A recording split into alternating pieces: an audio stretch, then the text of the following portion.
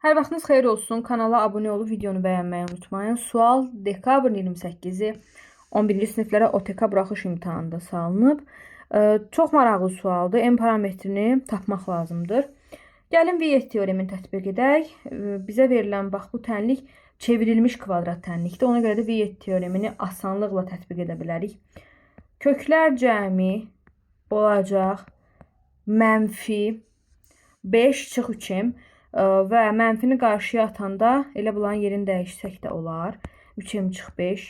Köklər hasili isə olur 2m çıx 1. Yaxşı, bunlar indi əlimizdə var.